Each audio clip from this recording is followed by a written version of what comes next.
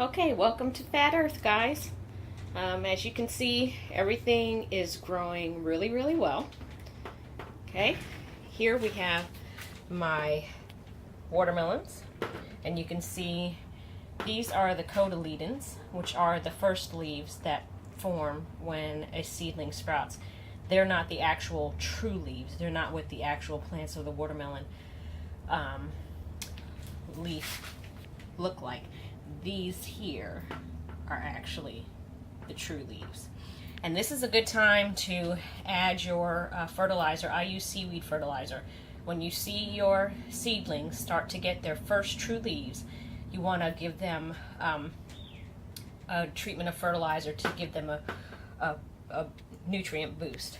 These are all my tomatoes here, well, some of my tomatoes, and as you can see, again, these are the cotyledons, and then these are the true leaves. Okay, so they've all been given seaweed fertilizer.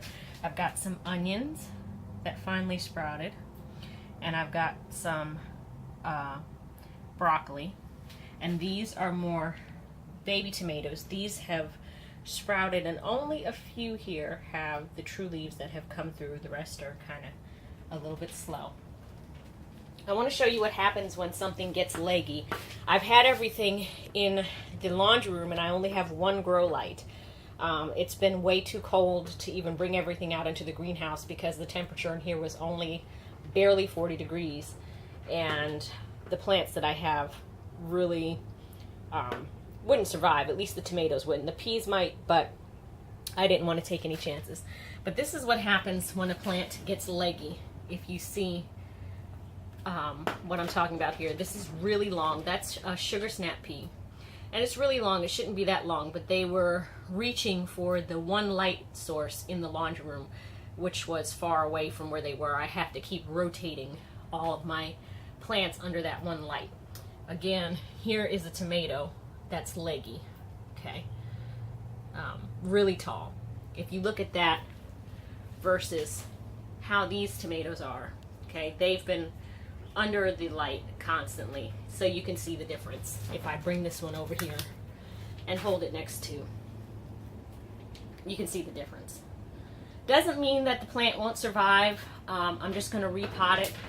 The great thing about tomatoes, at least, is that whenever you plant them, if you cover them deep enough, all the little fine hairs that are along the stem will turn into roots. So it doesn't mean that your plant is going to die.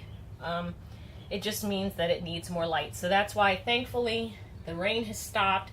It's windy, but it's already 70 degrees here in the greenhouse, and we're not even into the good part of the day. So hopefully it should get up to maybe 80 in here, which the plants will love. These were store-bought. This is spinach and collards. I plan to plant those in the garden as well. Down here, these I grew from seed. These are my string beans, and you can see they're doing really well, and the true leaves have decided to come out. Well, these are actually true leaves too, and the cotyledons on this one actually fell off. I've got some okra here. They're starting to get a little tall, so I'm going to repot those. And those are moonflowers, which is a really tall viney plant that has a flower that opens up at night and then closes in the morning. Again, here's some more of those leggy sugar snap peas. They're going to be okay. I'm just going to repot them.